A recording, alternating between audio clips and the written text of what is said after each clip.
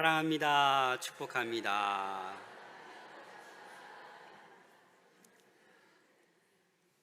사랑하는 여러분, 내일이 무슨 날인지 아십니까? 네, 9월 1일입니다. 드디어 무더위가 조금 꺾일 것 같은 이제 9월이 시작됩니다. 사실 1년의 반 하프는 6월, 7월을 기준으로 합니다. 실상 우리는 7월, 8월 너무나도 무덥기 때문에 이 기간에 휴가를 갔다 오기도 하고, 또 새로운 하반기 시작을 거의 9월부터 시작한다라고 보아도 됩니다. 사랑하는 여러분, 오늘 우리는 우리가 살아가는 이유, 우리가 신앙생활하는 목적이 무엇인지 분명히 할 수 있기를 소망합니다. 그래서 이 하반기에도 주님과 동행하며 믿음의 길을 넉넉히 승리하며 살아갈 수 있는 우리 모든 성도들이 될 수 있기를 소망합니다. 여러분, 살아가는 이유가 무엇입니까? 신앙생활 하시는 목적이 무엇입니까? 이런 질문을 우리가 하다 보면 정말 내가 지금 신앙생활을 잘하고 있는가? 나는 지금 하나님께서 기뻐하시는 그런 삶을 살고 있는가? 라고 질문할 수 있습니다.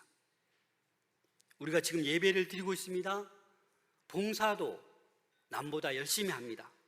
찬양도 하고 기도도 합니다. 그러나 우리는 종교 생활을 할 수가 있습니다. 신앙 생활을 해야 되는데 우리는 종교 생활을 하고 있는 사람들이 있습니다. 습관적으로 그냥 신앙생활을 한다라는 것입니다. 오늘 본문은 히브리서 13장입니다. 거의 히브리서의 결론과도 같은 그러한 부분입니다. 이 히브리서의 저자는 알 수 없습니다. 그래서 교부 오르게는 이렇게 얘기했습니다. 하나님만이 아신다. 히브리서 저자는 불분명합니다. 그러나 확실한 것은 이 히브리서를 기록한 목적이 분명하다라는 것입니다. 예수 그리스도에 대해서 확실하게 말씀해 주고 있습니다. 오늘 본문의 제목이 하나님을 기쁘시게 섬기는 삶입니다.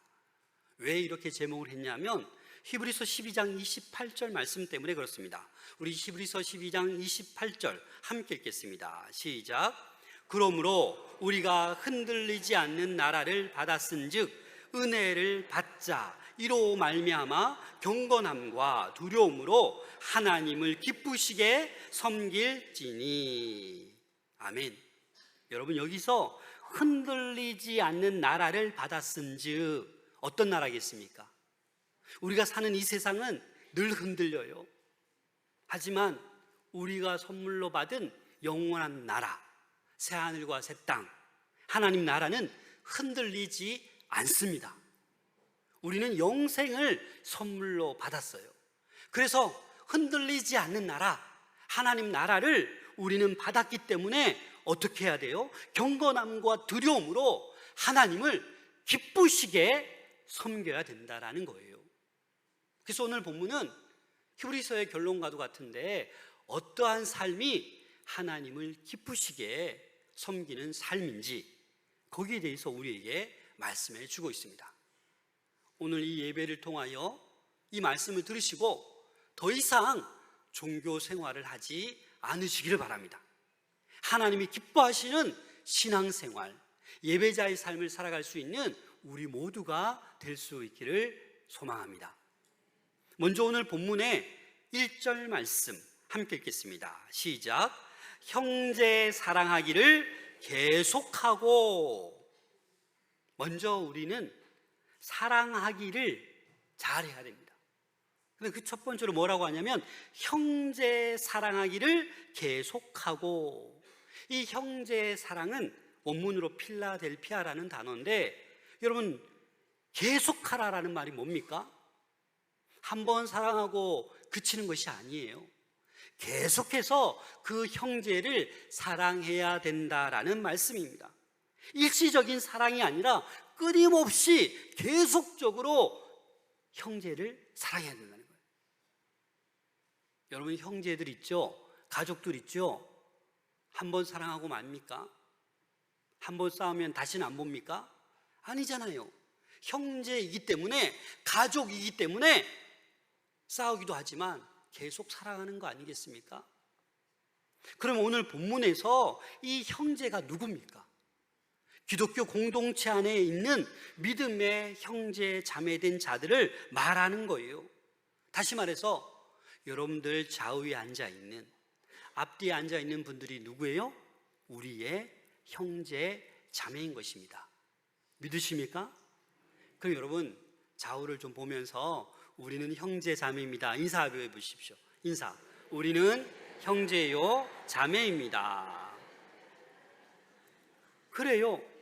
그래서 저와 여러분들은 형제 사랑하기를 어떻게 하라고요? 내 기분 좋을 때만.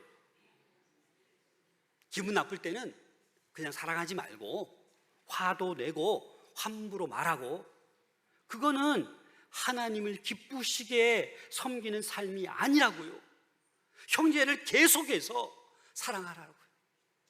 그게 한 몸 된 지체, 한 공동체가 되는 거예요. 넓게는요, 우리 교회 공동체뿐만 아니라 이 창원의 모든 사람들, 대한민국의 모든 사람들, 이 세계 각 나라의 모든 사람을 어떻게 해야 돼요? 형제로 봐야 돼요. 왜 우리가 기쁜 남주일을 선포하고, 왜 우리 가족 중에, 성도 중에, 친구 중에 믿지 않는 사람을 품고 눈물로 기도합니까? 우리의 형제이기 때문에. 아직은 하나님께서 선택하지 않으셨지만, 아직도 예수 그리스도를 한 번도 못 들어봐서 이 교회 자리에 못 나왔을 뿐이지. 그래서 우리가 그들을 기도로 한 번만이라도 초청해야 된다라는 것입니다. 예수님께서 이렇게 우리에게 새 계명을 주셨습니다. 요한복음 13장 34절 함께 읽겠습니다. 시작. 새 계명을 너희에게 주노니 서로 사랑하라. 내가 너희를 사랑한 것 같이 너희도 서로 사랑하라. 어렵게 사랑하라 말씀하지 않으셨어요. 야, 내가 너희를 사랑하지 않았냐? 내가 십자가 지고 그 고통 이겨내고 피와 물을 다 쏟아내지 않았냐? 내가 너희를 사랑했으니까 너희도 서로 사랑하는 것이 당연하다라는 거예요. 당연하다는 거예요. 그래서 우리가 사랑할 수 없는 사람을 만나거든 예수님의 십자가를 우리는 떠올려 보아야 합니다. 그래서 예수님은 우리의 형제가 한 공동체 안에 있다는 것을 말씀해 주신 거예요. 사실 예수님께서 친히 저와 여러분들의 뭐가 되어주셨어요? 형제가 되어주셨어요. 가족이 되어주셨어요. 우리를 자녀 삼아 주셨어요. 그렇기 때문에 우리가 형제 사랑하기를 어떻게 해야 된다? 저 하늘나라 갈 때까지 계속해서 사랑할 수 있어야 합니다. 고린도전서 12장 26절 27절 함께 읽겠습니다. 시작. 만일 한 지체가 고통을 받으면 모든 지체가 함께 고통을 받고 모든 지체도 함께 즐거워하나니 너희는 그리스도의 몸이요 각 지체의 각 부분이라. 여러분, 신앙 공동체 안에서 우리는 한 지체다, 한 몸이다라는 것을 말씀해 주고 있는 거예요. 한 지체가 고통을 받으면 다른 지체가 어떻게 해요? 고통받는 게 당연한 거잖아요.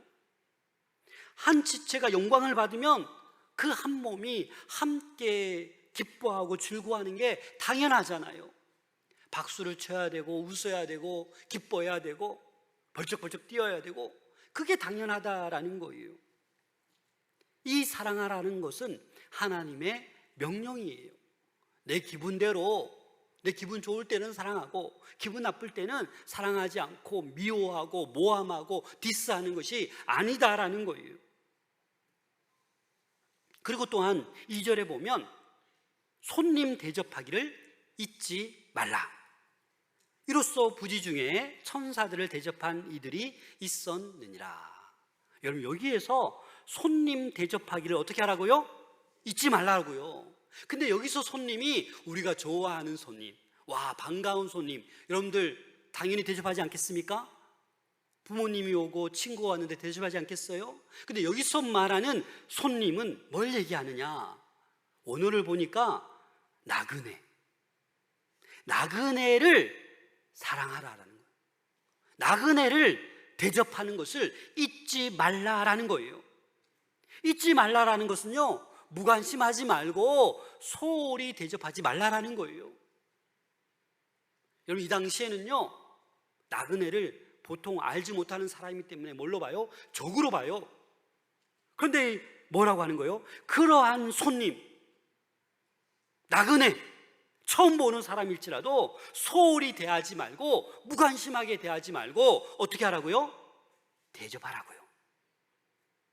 정성을 다해 대접하라고요. 바울도 이 나그네 대접하기를 힘쓰라라고 말씀하셨습니다. 로마서 12장 13절을 새한글 성경으로 함께 읽겠습니다. 시작. 성도들이 어려울 때 함께 도와주고 나그네 대접하기를 힘써 추구하십시오. 성도들이, 한 지체된 성도들이 어려운 사람이 있으면 함께 도와주고, 성도가 아닐지라도, 나그네일지라도 어떻게 해요? 대접하기를 힘쓰라라는 거예요. 그래서 우리는 우리 교회 다니지 않는 분들이지만 지극정성으로 초대해서 모든 것을 선물도 주고 가장 맛있는 식사도 대접합니다. 왜요? VIP니까. 이러다 보니까 뭐라고 고백합니까? 부지 중에 천사들을 대접한 이들도 있었다라는 거예요. 이 말은 무엇이냐? 나는 그냥 나그네를 최선을 다해서 대접했는데 그 나그네가 누구였다고요? 천사였다고요. 그래서 아브라함도, 조카 롯도, 사사 기브온도 어떤 경험을 했어요? 그냥 나그네를 최선을 다해서 열심히 대접했는데 이분이 누구였어요? 천사였어요. 그래서 그 천사가 큰 도움을 주고 좋은 소식을 알려주잖아요. 야, 나도 이제 천사에게 도움을 받아야겠다, 그러면서 막 의도적으로 나그네 대접하는 그거 아니에요. 그냥 내가 이 하나님의 말씀, 하나님께서 기쁘시게 여기는 이 일을 우리는 사랑으로 대접해야 된다라는 말씀입니다. 예수님께 우리는 받은 사랑이 너무나 커요. 그렇기 때문에 우리 받은 그 예수 그리스도의 사랑을 나그네를 대접하는 거예요. 오늘날 우리 주변에 나그네가 누가 있겠습니까? 우리 주변에는 외국인들이 참 많습니다. 특히 봉암동, 양덕동 외국인들이 많습니다. 소외된 자들이 많습니다. 그러한 이 분들을 우리는 돌보아야 된다라는 것입니다. 3절 말씀 함께 읽겠습니다. 시작. 너희도 함께 갇힌 것 같이 갇힌 자를 생각하고 너희도 몸을 가졌은즉 학대받는 자를 생각하라. 더 나아가서 사랑으로 나그네를 대접할 뿐만 아니라 갇힌 자, 학대받는 자를 어떻게 해요? 생각하라라는 거예요. 다시 말해서 사랑하라라는 말씀입니다. 이 당시 갇힌 자, 사슬에 매인 자, 감옥에 갇힌 자들이 너무나도 많았어요. 이 히브리서가 쓰여진 당시가 AD 65년에서 70년 정도 됩니다. 이때 어떤 시대예요? 폭군, 이 로마의 이 네오 황제가 엄청난 통치와 억압으로 박해가 극심하였던 때예요. 그래서 이 네로 황제 때문에 원형 경기장에서 내몰려 죽기도 하고 옥에 갇히기도 하고 수많은 박해를 받았던 그때라는 거예요. 그래서 지금 뭐라고 해요? 너희도 함께 갇힌 것 같이 너희들도 함께 갇혔다라는 거예요. 너희도 그 몸을 가졌기 때문에 그들을 생각하라라는 거예요. 그냥 잠깐 생각하는 것이 아니라 그들의 아픔의 느낌, 그들의 고통의 느낌, 함께하는 그 생각을 가지고 있으라라고 말씀하고 있는 것입니다. 그래서 우리는 소외된 자, 갇힌 자, 학대당하는 자를 어떻게 해요? 긍휼히 여기고 불쌍히 여기는 마음이 우리 가운데 있어야 한다라는 것입니다. 그래서 감옥에 갇힌 형제를 사랑으로 돌보는 게 이게 바로 뭐다? 예수님을 돌보는 거다 같다라는 것을 말씀하고 있습니다. 우리 마태복음 25장 40절 말씀 함께 읽겠습니다. 시작. 임금 이르시되 내가 진실로 너희에게 이르노니 너희가 여기 내 형제 중에 지극히 작은 자 하나에게 한 것이 곧 내게 한 것이니라. 제가 청년 때 이 한경진 목사님의 일화를 들었어요. 여러분도 아마 들어보셨을 건데, 한경진 목사님이 길을 가시다가 그 영락교회 주변의 을지로에는 지금도 노숙자가 많거든요. 을지로 지하상가에 가보면, 지하철 가보면 노숙자가 너무 많아요. 근데 한경진 목사님이 이 노숙자 한 분이 막 추위에 떨고 있는 거예요. 얇은 옷을 입고. 그래서 어떻게 했어요? 한경진 목사님이 외투를 탁 벗어서 그 노숙자에게 입혀줬어요. 이 청년 때 이 소식을 듣고 제가 역시 우리 한경진 목사님, 나도 그래야지. 나도 가다가 추위에 떨고 있는 사람 보면 외투를 벗어줘야지 라는 마음이 들었다가 금방 사라졌어요. 나 외투가 몇 벌 없는데, 나 이거 주면 나 교회 뭐 입고 가지? 총각 때. 그래서 그 마음을 접었었어요. 그러나 지금은 할 수 있습니다. 여러분들도 사랑으로 외투를 벗어주는 것이 나그네를 대접하는 것이요, 갇힌 자, 학대받는 자를 사랑으로 도와주는 거예요. 오늘날도 그걸 원하시는 거예요. 우리는 고통당하는 형제를 돌보아야 될 의무가 우리에게 있는 거예요. 그래서 야고보서 2장 15절에서 16절 이렇게 말씀하고 있습니다. 함께 읽겠습니다. 시작. 만일 형제나 자매가 헐벗고 일용할 양식이 없는데 너희 중에 누구든지 그에게 이르되 평안히 가라, 덥게 하라, 배부르게 하라 하며 그 몸에 쓸 것을 주지 아니하면 무슨 유익이 있으리요? 이와 같이 행함이 없는 믿음은 그 자체가 죽은 것이라. 말로만 해서는 안 된다라는 거예요. 사랑하는 여러분, 우리나라에 외국인 근로자들이 몇 명인지 아십니까? 265만 명이에요. 별로 안 놀라시네요. 우리 대한민국의 인구의 5%가 외국인 근로자들이에요. 근데 여러분, 이분들이 얼마나 착취당하며 얼마나 힘들게 살아가는 노동자들이 많습니까? 물론 좋은 사장님 만나서, 좋은 직장 동료를 만나서 행복하게 근무하는 사람도 있지만, 악덕 사장을 만나서, 동료를 만나서 어렵게 정말 다치고 울면서 버티는 사람이 얼마나 많습니까? 저는 우리 교회에 기도하면서 마음에 품고 있어요. 하나님, 기회가 되면 이 사역 시작하고 싶습니다. 도움의 손길을 좀 빨리 보내주세요. 우리 봉독동에 보면은 봉암동이죠. 봉암동, 우리 양덕동, 이 외국인 근로자들이 정말 많아요. 다문화 가정도 참 많아요. 그래서 우리는 그들을 어떻게 해요? 물론 나가서 선교하는 것도 너무나도 중요하지만 이들이 곧 돌아갈 사람들이 자기 나라로. 그래서 우리가 사랑을 해주고 잘 섬길 때, 믿음이 그들 안에 자랄 때 그들이 고국으로 돌아가서 놀라운 일을 행하게 될 줄로 믿습니다. 그래서 우리는 사랑으로 나그네를 대접하고 학대받는 자, 갇힌 자를 우리 돌아볼 수 있어야 되는 거예요. 당연히 옆에 있는 형제를 사랑할 수 있어야 돼. 계속해서 사랑할 수 있어야 된다라는 것입니다. 사랑하는 여러분, 이 하나님께서 말씀하신 이 사랑으로 여러분 주변을 돌볼 수 있기를 소망합니다. 이제 또 하나님께서 이렇게 말씀하십니다. 하나님을 기쁘시게 섬기는 삶이 또 이거다라고 말씀하시는데, 4절 말씀 함께 읽겠습니다. 시작. 모든 사람은 결혼을 귀히 여기고 침소를 더럽히지 않게 하라. 음행하는 자들과 간음하는 자들을 하나님이 심판하시리라. 무슨 말입니까? 거룩하라라는 거예요. 거룩함으로 하나님을 기쁘시게 섬기라라는 거예요. 여러분, 모든 사람이 결혼을 어떻게 해요? 귀히 여기라고요. 고귀하게 가치 있는 걸로. 근데 오늘날 안타깝게도 여러분 어떻습니까? 비혼주의자가 참 많이 늘어나고 있습니다. 작년에 이 코리아 헤럴드에서 25세에서 49세 성인을 대상으로 조사했는데 결혼하고 싶지 않다. 아직 결혼할 마음이, 관심이 없다. 몇 프로겠어요? 40%, 40%.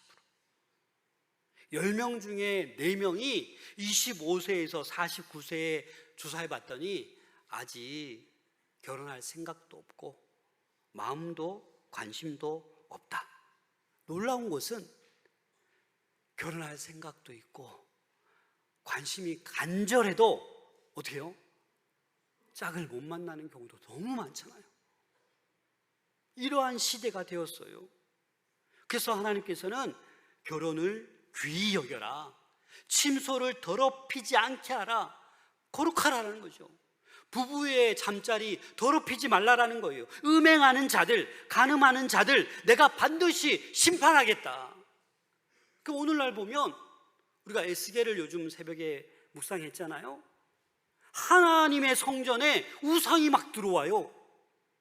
오홀라와 오홀리바 비유하면서 뭐예요? 침상에 다른 남자가, 다른 여자가 와서 간음하는 거예요, 여러분. 오늘날 10계명 가운데 제7계명에 간음하지 말라고 그러겠는데 많은 사람들이 간음하고 있어요. 죄책감이 없어요. 거룩한 삶을 못 살고 있는 거죠. 거룩함으로 하나님을 기쁘시게 하는 그 삶을 살아야 된다라는 것입니다. 또 하나 말씀하고 있습니다. 5절 말씀 상반절 함께 읽겠습니다. 시작. 돈을 사랑하지 말고 있는 바를 족한 줄로 알라. 여러분 무슨 말입니까? 돈 사랑하지 말라라는 거예요. 그냥 지금 너에게 있는 바를 만족할 줄 알라라는 것을 말씀하고 있습니다.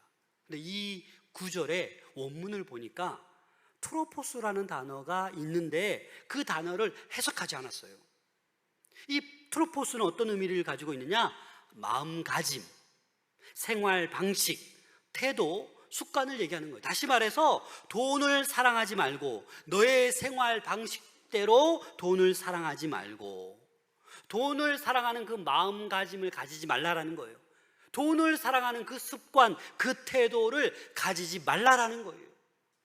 근데 오늘날 우리 대한민국 사람들은 무엇이 제일 중요해요? 돈. 그래서 우리 다음 세대도 우리가 믿음을 잘 못 전해주면 돈이 최고예요. 돈 때문에 공부하는 것이고, 돈 때문에 취업하는 것이고, 돈 때문에 결혼도 쉽게 못하고, 이러한 너무나도 살기 어려운 세상이 되었어요. 여러분, 돈에 대해서는 족한 줄 아는 자세, 만족할 줄 아는 자세를 하나님께서 기뻐하십니다. 아니, 돈이 불필요하다는 말이 아니에요. 반드시 필요한 게 돈이에요. 그런데 문제는 돈을 사랑하게 되는데 문제가 있는 거예요. 사랑하다 보니까 하나님보다 더 사랑하는 거예요. 그냥 하나님을 제쳐두고 돈을 따라가는 거예요. 예배 시간에 예배를 드리지 못하고 돈 따라가는 거예요. 그래서 돈을 더 사랑할 때 문제가 발생하게 되는 것입니다. 우리의 마음과 행동이 모두 돈이나 물질에 매여서 그것에 의해서 좌우된다라면 그 돈이나 물질이 저와 여러분들의 우상이 되어서 하나님을 섬기지 못하게 해요. 하나님의 놀라운 복을 받을 수가 없죠. 이 창조주 하나님께서 사랑하는 자녀들에게 늘 복을 주시길 원해요. 늘 은혜를 베푸시길 원해요. 그런데 하나님을 바라보지 않고 돈. 그래서 종교 생활하는 거예요.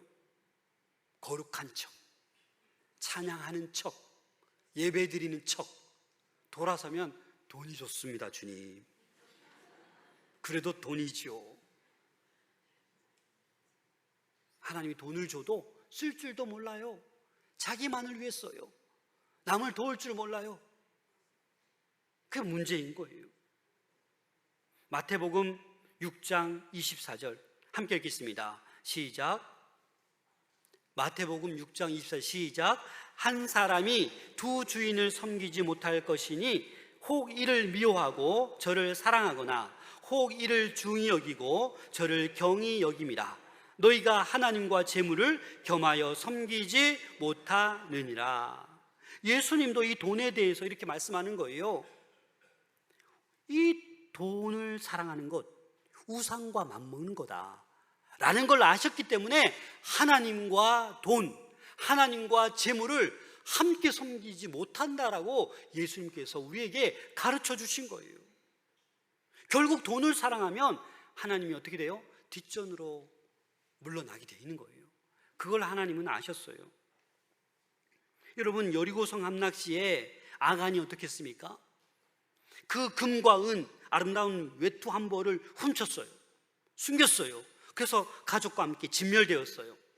사도행전 5장에 보면 아나니아와 삽비라가 좋은 마음으로 하나님께 예물을 드리려다가 좀 감췄어요. 이거 다 드리면 너무 많다 하고 감췄어요. 거짓말했어요. 결국 심판받아 죽잖아요. 여러분, 우리의 지금 가지고 있는 것이 많든지 적든지 뭘 하라는 거예요? 하나님 주신 그 물질에 대해서 족할 줄 알라라는 거예요. 자족할 줄 알라라는 거예요. 그래서 자족할 줄 알면 하나님께서 더 주시고 더 주시는 거예요. 자족할 줄 모르고 돈 하니까 하나님께서 더 줄 수가 없는 거예요. 탐욕에 사로잡혀 살아가는 사람들은 아무리 풍요로워도 만족하지 않습니다.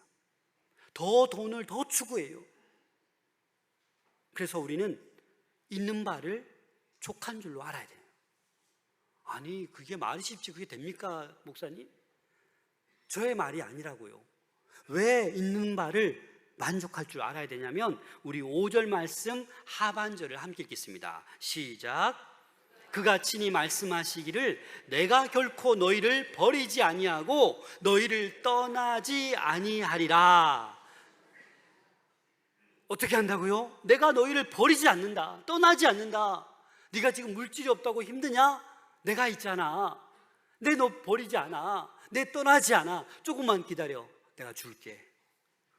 이러한 말씀이 우리에게 있기 때문에 우리는 어떻게 해요? 지금 나에게 있는 것을 족할 줄 알아야 돼요.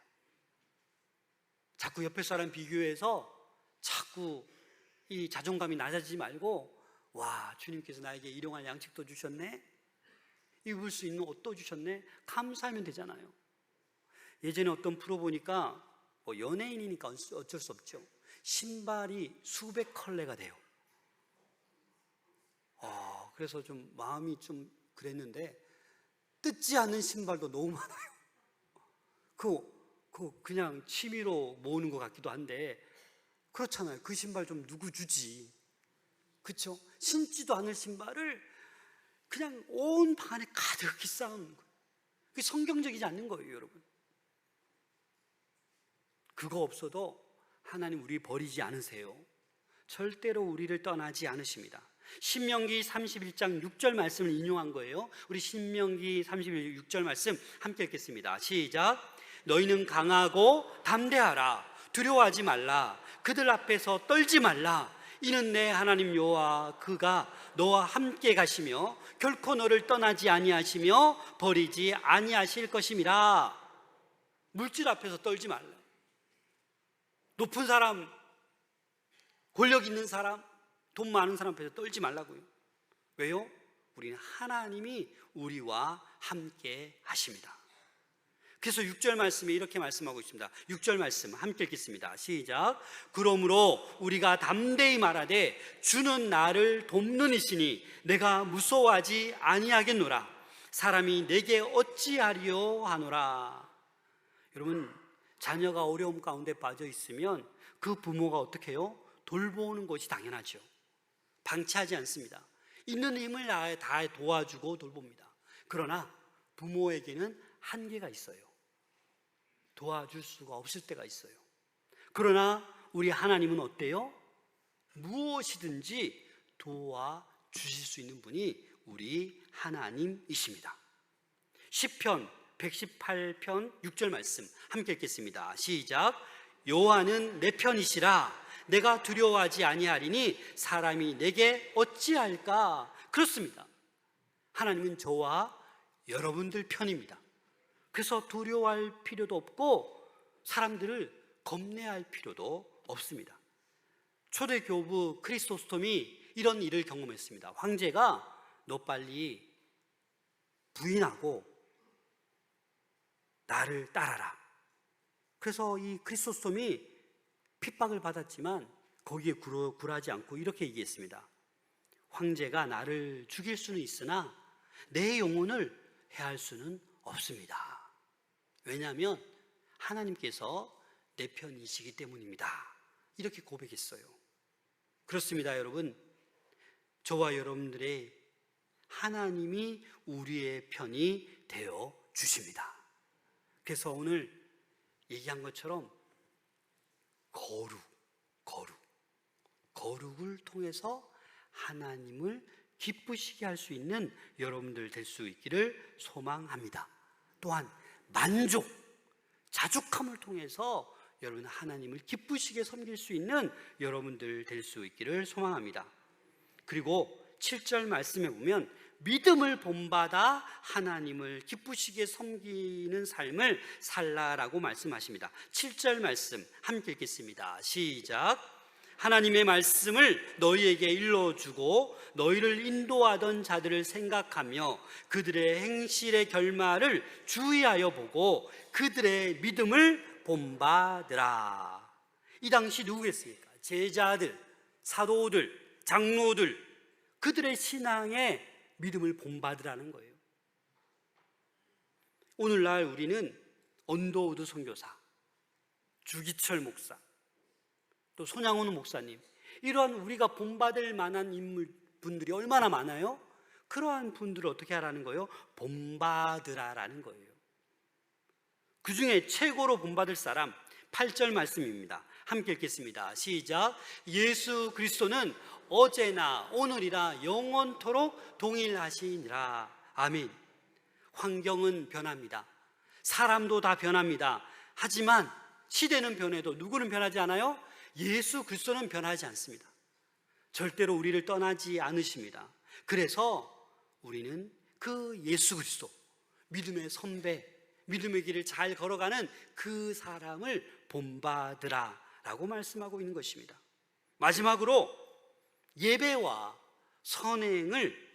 선행으로 하나님을 기쁘시게 섬기는 삶을 살라라고 말씀하고 있습니다. 15절 말씀 함께 읽겠습니다. 시작. 그러므로 우리는 예수로 말미암아 항상 찬송의 제사를 하나님께 드리자. 이는 그 이름을 증언하는 입술의 열매니라. 아멘. 찬송의 제사를 하나님께 드리는데 어떻게 드리자고요? 항상, 늘. 우리 임마누엘 찬양대가 혹시나 오늘 주일 한 번만 찬양하고 월요일부터 토요일까지 아무런 찬양을 안 한다? 라고 한다면 여기 앉을 자격이 안 돼요. 여러분도 마찬가지죠. 오늘만 찬송하고 월요일부터 토요일까지 찬송가 한 번도 안 부르고 한 번도 안 듣는다? 하나님을 기쁘시게 섬기는 자들이 아니에요. 그래서 우리는 어떻게 해야 돼요? 항상 한 번 단발적인 이례적인 예배가 아니라 우리 삶 전체를 통하여 주일뿐만 아니라 월요일부터 토요일까지 늘 어떻게 해요? 항상 찬양의 제사를 하나님께 드릴 수 있어야만 합니다. 우리의 입술과 우리의 삶, 우리의 행동이 늘 하나님을 찬양하는 그 예배자의 삶이 되어야 한다라는 것입니다. 16절 말씀 함께 읽겠습니다. 시작. 오직 선을 행함과 서로 나누어 주기를 잊지 말라. 하나님은 이 같은 제사를 기뻐하시느니라. 아멘. 선을 행함, 서로 나누어 주는 것을 잊지 말라라는 거예요. 이 같은 제사, 이 같은 예배를 하나님께서 기뻐하신다라는 거예요. 감정적인 그런 말뿐만 아니라 실제적인 행동이 하나님을 기쁘시게 한다라는 것입니다.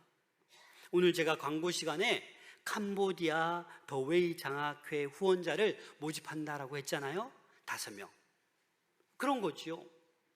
사실 여러분들 중에 벌써 월드비전이나 컴패션이나 굿네이버스나 뭐 기아대책 이렇게 1대1로 연결해서 매달 후원하고 계신 분들도 계실 거예요. 너무 잘하고 있는 거예요. 하나님께서 우리에게 물질의 축복을 주셨는데 그런 것들을 어떻게 해요? 나눠주기를 잊지 말라라는 거예요. 선한 일, 착한 일을 행동으로 행하는 그것이 제사라는 거예요. 어떤 제사? 하나님이 기뻐하시는 제사, 하나님이 기뻐하시는 예배라는 것입니다. 사랑하는 여러분, 이제 내일이면 하반기 9월이 시작됩니다. 앞에 우리가 어떻게 지내왔을지라도, 종교 생활을 했을지라도 이제는 우리 남은 삶을 우리 하나님께서 하나님을 기쁘시게 하는 그 삶을 살아낼 수 있는 우리 모두가 될 수 있기를 소망합니다. 그래서 사랑으로 형제를 끝까지 계속해서 사랑하시고 나그네를, 갇힌 자를, 학대받는 자를 돌아볼 수 있기를 소망합니다. 그리고 우리의 생활이 거룩해야 됩니다. 만족할 줄 알아야 됩니다. 그리고 믿음의 선배들, 예수님을 본받아 믿음으로 살아가셔야만 합니다. 그리고 선한 일, 행함으로, 나누어 줌으로 삶의 예배자로 살아갈 수 있는 우리 모두가 될 수 있기를 소망합니다. 기도하겠습니다.